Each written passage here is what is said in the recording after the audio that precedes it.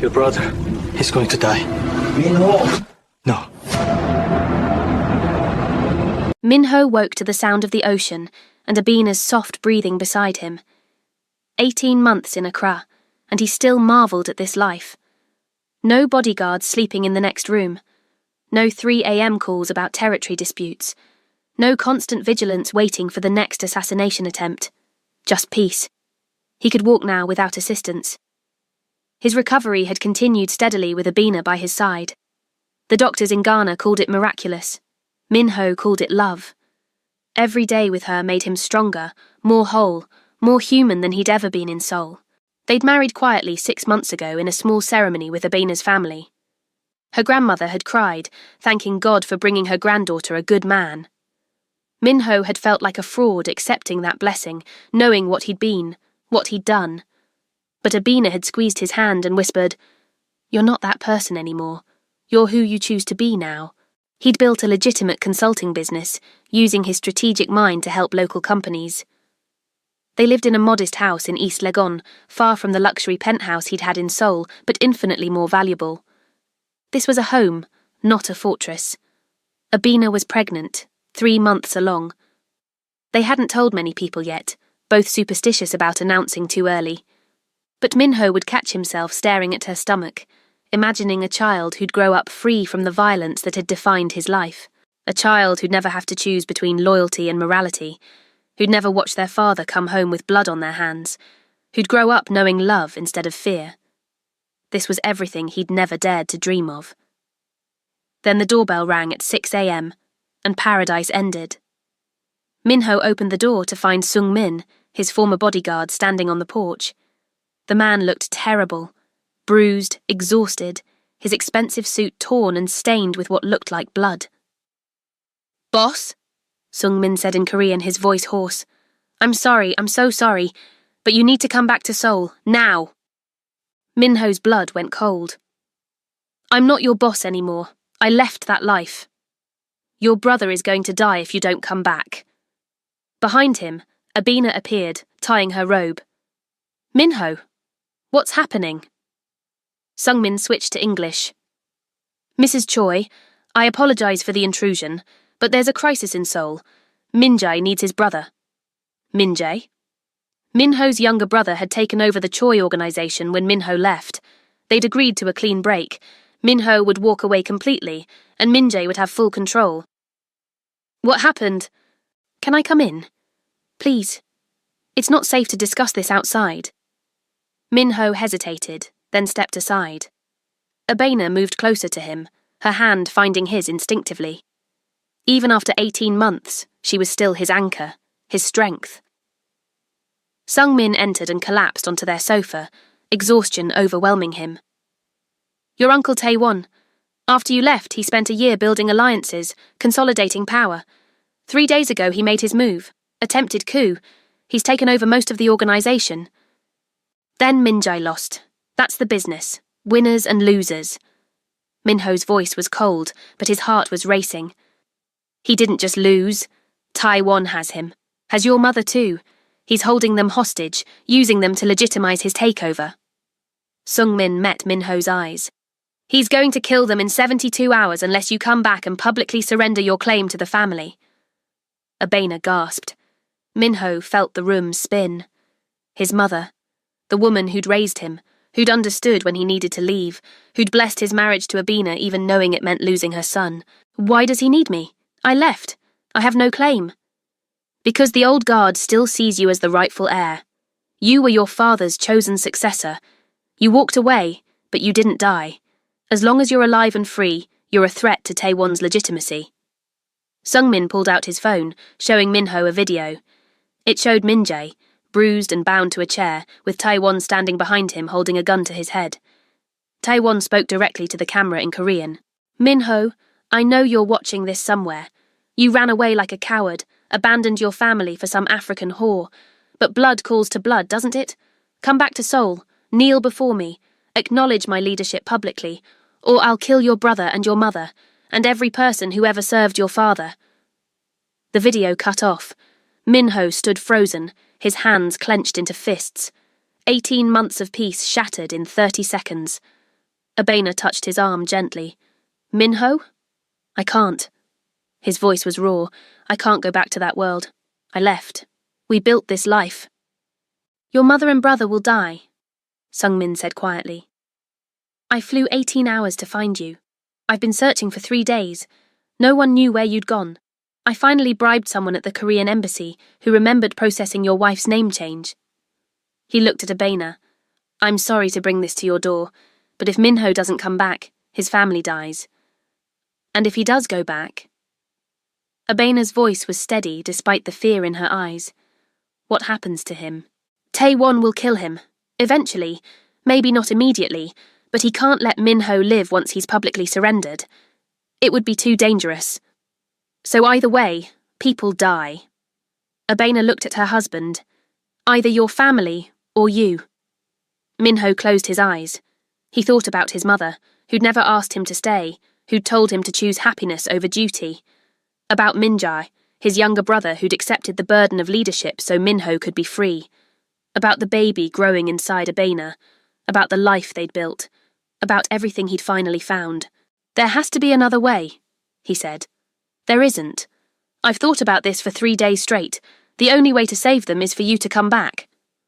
Sungmin stood, swaying slightly from exhaustion. I'll give you time to think. But boss, Minho, you have 68 hours now. After that, they start dying. After Sungmin left to find a hotel, Minho and Abena sat in silence on their sofa. She held his hand, her thumb tracing circles on his palm. You have to go, she said finally. No, I won't leave you. I won't leave our baby, I won't... Your mother will die. Your brother will die. Everyone who served your father will die. She turned to face him. You won't survive that guilt, Minho. It will destroy you. Destroy us. Going back will destroy us too. You know what that world is. You know what I'll have to become. Then we find a third option. Her voice was firm. We don't just surrender. We don't just let him win. We fight. Abena, I can't ask you to... You're not asking. I'm choosing. She placed his hand on her stomach. I'm choosing for our family. For your mother who welcomed me with open arms. For your brother who protected you when you left. We don't abandon family. Minho felt something break and reform inside him. I left that world to protect you. And I married you knowing who you were, all of you, the Mafia boss and the man who chose love over power. She kissed him softly. Now we choose both. We save your family and we come back here together. It's not that simple. It never is. But Minho, you learned to walk again because of love. You escaped Seoul because of hope. You built this life because you believed in something better. She met his eyes. Now we fight for it. Not by running, but by facing it head on. He pulled her close, breathing in her scent, memorizing the feel of her in his arms. If we do this, if we go back, there's a chance we don't make it out. Then we better be smart about it. She pulled back, and he saw determination in her eyes that matched his own. You're the strategic genius who built an empire. Use that brain. Find the way to win. Before we continue with this impossible situation, I need to know where you're watching from. Seoul, Accra, Lagos, New York, London. Drop your city in the comments because part 2 of Minho and Abena's story is reaching people everywhere, and I want to see where you all are. If you watched part 1, let me know what you remember most. And if you're new, welcome to a story about love, loyalty, and the prices we pay for both. Minho spent the next 12 hours on the phone, calling old contacts, gathering information, piecing together the situation in Seoul. What he learned wasn't encouraging. Taewon had planned the coup carefully. He'd turned most of the organisation against Minjae by spreading rumours that Minho's abandonment proved the family was weak. He'd made strategic alliances with rival gangs, promising them territory in exchange for support. He'd isolated Minjae's supporters, arrested or killed the most loyal ones. The organisation Minho had built was barely recognisable. But there were still people loyal to the old guard, still people who remembered what the Choi family had been before Taewon's takeover. People who'd served Minho's father and saw Taewon's coup as a betrayal. Minho gathered them on encrypted calls, building a coalition in secret. By the time Sungmin returned the next morning, Minho had the outline of a plan. "I'm not surrendering," he told Sungmin and Abena over breakfast.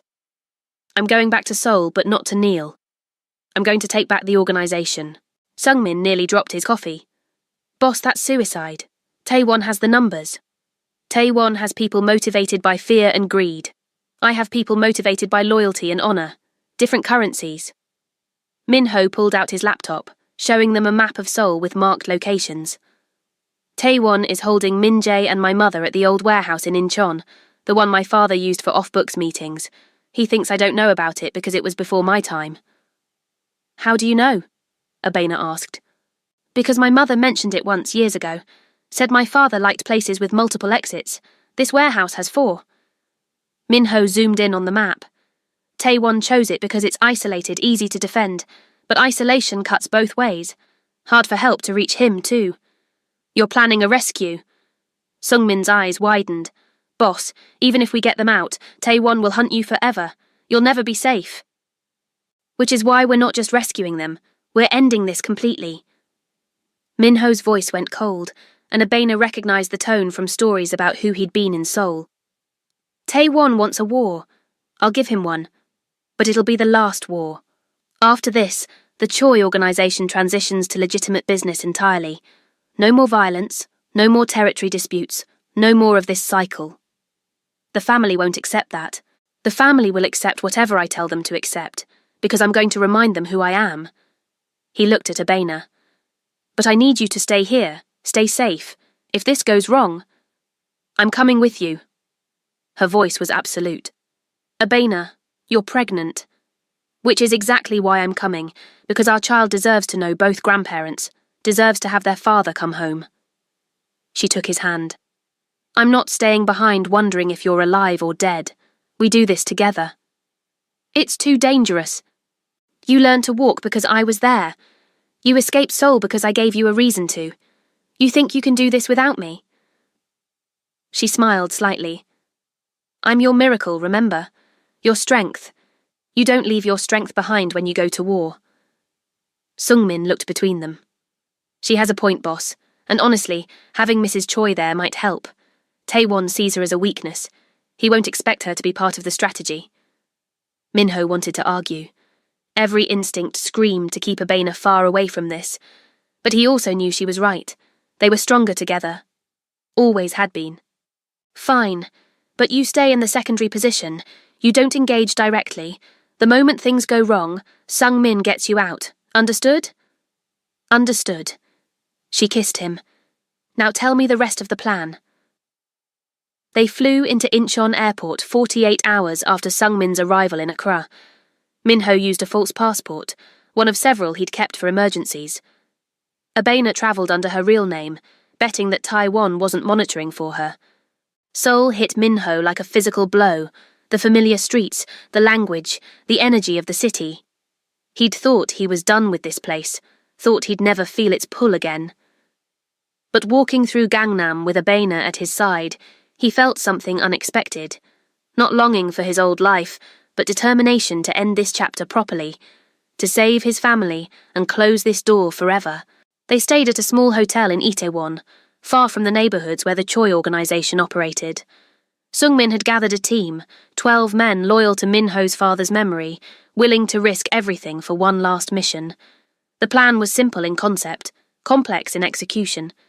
They'd hit the warehouse at dawn, when Taewon's guards would be at their most tired.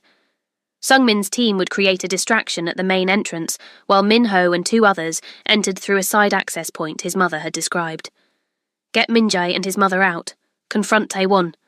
End this. The night before the operation, Minho couldn't sleep. He stood on their hotel balcony, looking out at the Seoul skyline, when Abena joined him. "Thinking about tomorrow?" she asked. "Thinking about everything. How 18 months ago I couldn't walk. How you kissed me in that cafe and changed everything. How we built a life in Accra." He pulled her close. "Thinking about how much I have to lose now." "Then we make sure we don't lose it." She was quiet for a moment. "I called your mother." Minho stiffened. What? How? What? Sung-min got me a number. One of the guards Taewon has watching them is secretly loyal to your family. He let me speak to her for 2 minutes. Abena smiled. I told her we were coming, that her son was bringing me to meet her properly this time. What did she say? She said she always knew you'd come back, that you were your father's son. You'd never abandon family. Abena's eyes glistened. She said she was proud of you, for choosing love, for building a new life. And she said to tell you that whatever you have to do tomorrow, she forgives you. She understands. Minho felt his throat tighten. I don't deserve her. You deserve love. You deserve family. You deserve happiness. Abena turned him to face her. Tomorrow you're going to save them. Then we're going to go home to Accra. We're going to have this baby. We're going to live the life we've built. This is just a detour. What if it's not? What if I can't? You stood up in that cafe 18 months ago because I kissed you. Your legs worked because your heart was strong enough to fight for love. She placed his hand on her stomach. Your heart is even stronger now. Fight for this. Fight for us. He kissed her, pouring everything he felt into it. Love, fear, hope, determination. I promise, he whispered against her lips. I'm coming back to you. We're going home. Dawn broke over Incheon with a grey, overcast sky. Minho stood with his team in an alley 3 blocks from the warehouse, doing final weapons checks. He felt strange holding a gun again after 18 months of peace. Abena was in a van 2 blocks away with a driver ready to evacuate the moment things went wrong. She'd argued to be closer, but Minho had been firm. Their baby's safety came first. Everyone clear on the plan? Minho asked in Korean. The 12 men nodded. They were older, veterans who'd served his father. Men who understood loyalty ran deeper than fear. We create chaos at the front, Sung-min confirmed. Flashbangs, smoke, make them think we're a full assault team. You go in the side, get the hostages, get out. We retreat and Taewon thinks he won. And then? One of the men asked. Then we finish this my way. Minho checked his watch. Move in 5 minutes. Remember, non-lethal if possible. These are our people Taewon forced into this. We don't kill unless we have no choice. The 5 minutes felt like hours. Then Sung-min gave the signal, and chaos erupted. The front of the warehouse exploded with sound and light. Flashbangs, smoke grenades, shouting. Taewon's guards scrambled, thinking they were under full assault. Minho and 2 men slipped through the side entrance his mother had described. The door was unlocked, just as the loyal guard had promised. They moved through the warehouse silently, avoiding the main floor where the commotion was happening. The hostages were being kept in an old office on the 2nd floor. Minho climbed the stairs, his heart pounding, his legs steady. 18 months ago he couldn't have done this, could barely stand. But Abena's love had healed him, made him whole. He'd fight with every ounce of that strength now. The office door was guarded by 2 men. Minho recognized one, Park Ji-hoon, who'd served his father for 20 years. Their eyes met, and Minho saw the conflict in the older man's face. Ji-hoon, Minho said quietly in Korean. You know me. You know my father. Is this what he would have wanted? Taewon said you abandoned us, that you chose a woman over family. I chose peace over violence, but I came back for my family when they needed me. That's what my father taught me. Family first, always. Minho lowered his gun. I don't want to fight you, but I will if I have to. Let me through. Ji-hoon looked at his partner, then back at Minho. Finally, he stepped aside. Your mother is inside. Your brother too. They're weak but alive. He paused. Taewon is on the main floor dealing with the attack. You have maybe 5 minutes. Thank you. Minho moved past him into the office. His mother was tied to a chair, bruised but conscious. Minjae was in worse shape, clearly beaten multiple times. But when they saw Minho, relief flooded their faces. You came, his mother whispered. Always. Minho cut her bonds quickly, then moved to Minjae. Can you walk? I'll crawl if I have to, Minjae said, his voice hoarse. Brother, I'm sorry. I should have been stronger. Later. Right now, we move. Minho helped them both stand, supporting his brother's weight. His mother was steadier, straightening despite her injuries. They made it down the stairs and were almost to the side exit when Taewon's voice echoed through the warehouse. "Minho, I know you're here. You think I didn't plan for this?" Minho froze. Ahead of them, the side exit was suddenly blocked by guards. Behind them, more were emerging. They were trapped. Taewon appeared from the main floor, gun in hand, smiling. "You always were predictable. The noble son who can't abandon family. I knew you'd come. I was counting on it. Let them go, Uncle. Your fight is with me. My fight is with your father's legacy, with the weakness that says love and loyalty matter more than power." Taewon moved closer. "You proved it perfectly. Gave up an empire for a woman. Came back alone thinking you could play hero." "I'm not alone." Minho's voice was steady. "And you've already lost." "Lost? I have you surrounded. I have your family. I have—" The warehouse lights cut out. Emergency lighting kicked in, casting everything in red shadows. And through the doors, through the windows, came more men. Dozens of them. Not just Sungmin's team, but others. Old guard, young recruits, people from every level of the organization. People loyal to the Choi family. To Minho. Daijung, one of the senior lieutenants, stepped forward.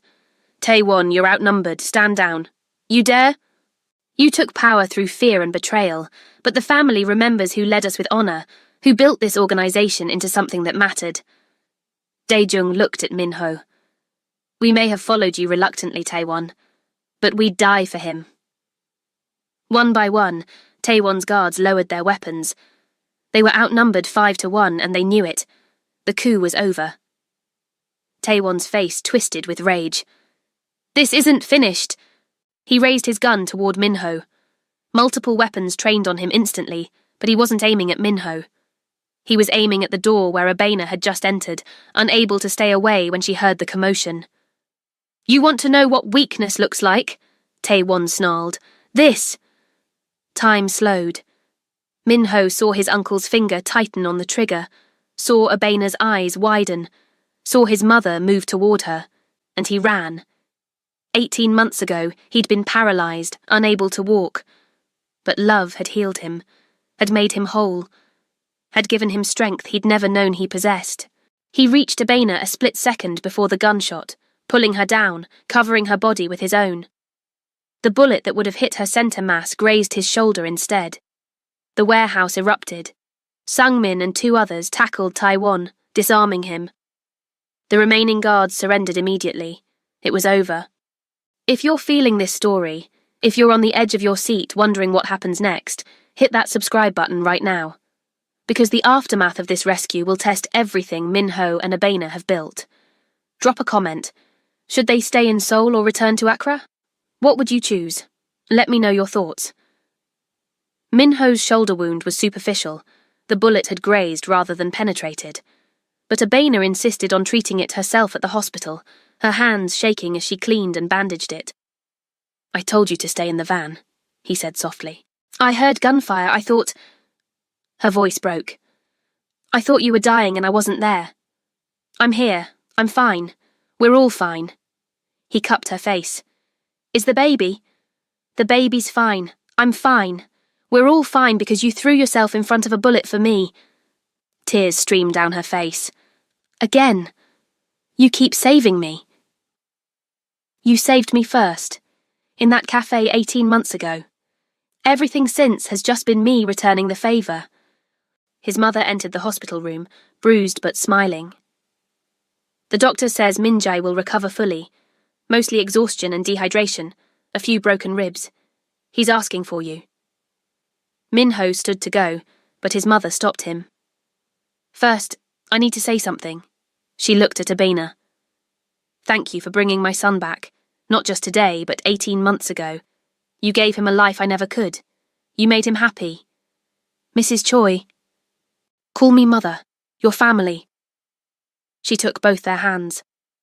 "Now there's a decision to be made. The organization. Taewon is in custody. The family is asking what happens next."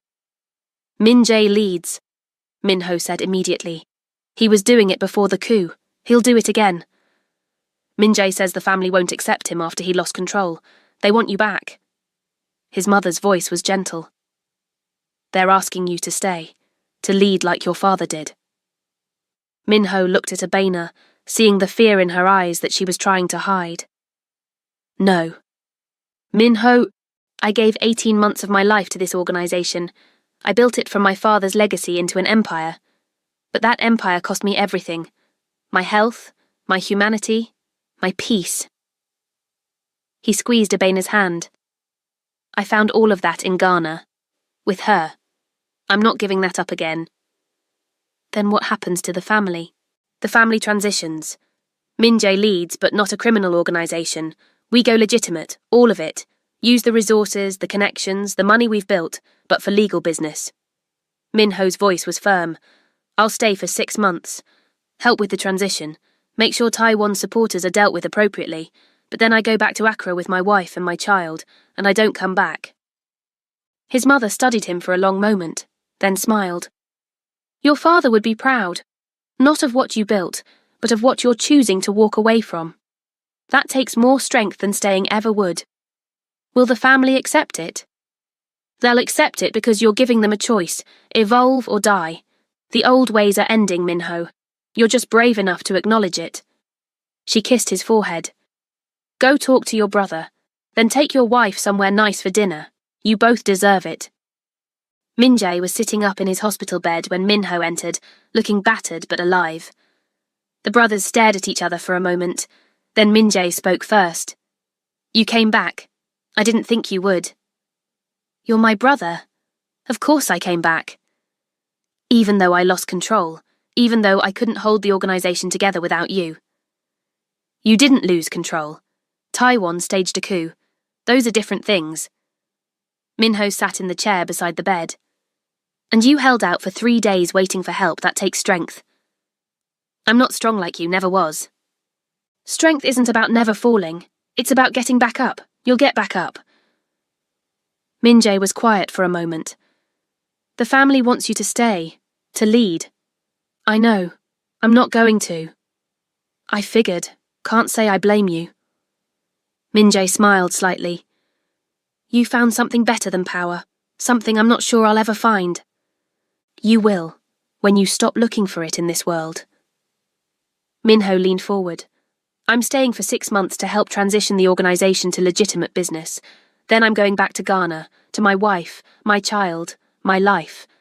But during those 6 months, I'm going to teach you everything I know. Not about running a criminal empire, but about leading with honor, about knowing when to fight and when to walk away, about being strong enough to choose peace. Why would you do that for me? Because you're my brother, because you protected our mother when Taewon took over, because you deserve a life that's about more than just surviving. Min-ho stood. And because someone has to lead this family into the future, might as well be someone who actually cares about the people in it. Min-jae's eyes glistened. I don't know if I can do this without you. You won't be without me.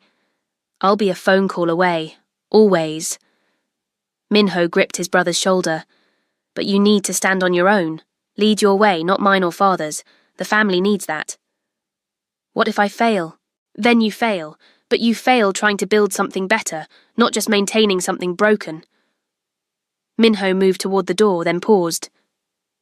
For what it's worth, I think you'll be a better leader than I ever was. You actually care about people.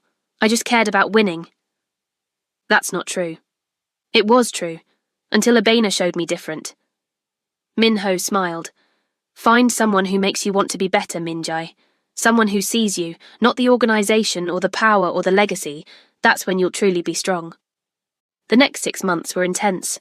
Min-ho worked 18-hour days restructuring the Choi organization, liquidating the illegal operations, investing in legitimate businesses, creating systems that would sustain the family without requiring violence.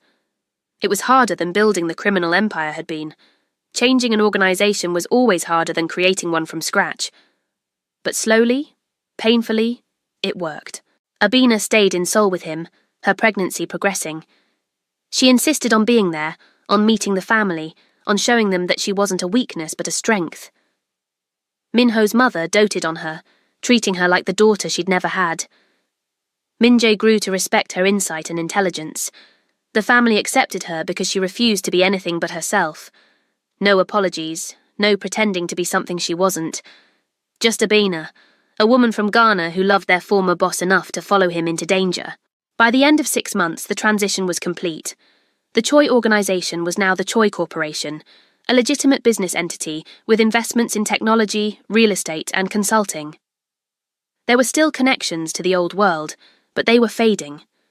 Min-jae had grown into his role. He led with a combination of his father's strategic mind and his own compassion. The family prospered under his guidance in ways they never had through pure criminality. Tae-won was in prison, facing multiple charges. He'd spend the rest of his life there, a warning to anyone else who thought betrayal was worth the risk. On their last day in Seoul, Min-ho stood on the balcony of his old penthouse, the one he'd lived in before the paralysis, before Abena, before everything changed.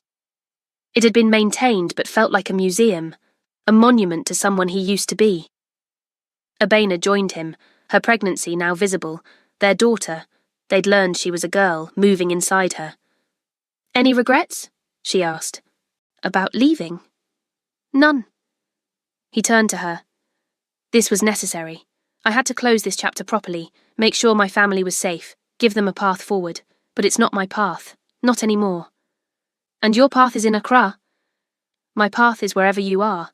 But yes, I prefer it to be in Accra, where I'm not a crime boss or a reformed criminal or a legacy, where I'm just Min-ho, your husband, our daughter's father, a consultant who helps businesses succeed legally." "No more drama? No more danger? No more people trying to kill you?" "Can't promise that. I've made enemies, but I can promise I won't go looking for trouble." He placed his hand on her stomach, feeling their daughter kick. "I just want peace, want to watch our daughter grow up, want to grow old with you. Is that enough?" "It's everything." She kissed him. "Let's go home." They landed in Accra on a sunny afternoon, the heat hitting them like a warm embrace. Min-ho breathed deeply, feeling tension he'd been carrying for 6 months finally release. This was home. Not the penthouse in Seoul with its luxury and danger, not the compound where he'd grown up learning to be hard and ruthless. This modest house in East Legon, where neighbours waved hello and children played in the streets, and violence was rare. Their daughter was born 3 months later. They named her Ji-sun, combining Korean and Ghanaian traditions. Min-ho's mother flew in for the birth, staying for 2 months to help. She and Abina became inseparable, 2 women from different worlds united by love for the same man. Min-jae visited twice that first year, marvelling at how different his brother looked. Relaxed, happy, playing with his daughter, without the weight of constant vigilance. He returned to Seoul each time more determined to build the kind of life where that peace was possible for everyone in the family. The consulting business Min-ho had started before the Seoul trip grew steadily. Word spread about his strategic brilliance, and companies throughout West Africa sought his expertise. He built a reputation not on fear or power, but on results and integrity. Abena returned to school, studying part-time for her master's degree. They hired help for Ji-sun, wanting to give their daughter the advantage of education they'd both valued. On their 3rd anniversary of arriving in Accra, they returned to that cafe in Itaewon where it all began. Not the same cafe, that had been in Seoul, but they'd found a similar one in Accra, and it had become their place.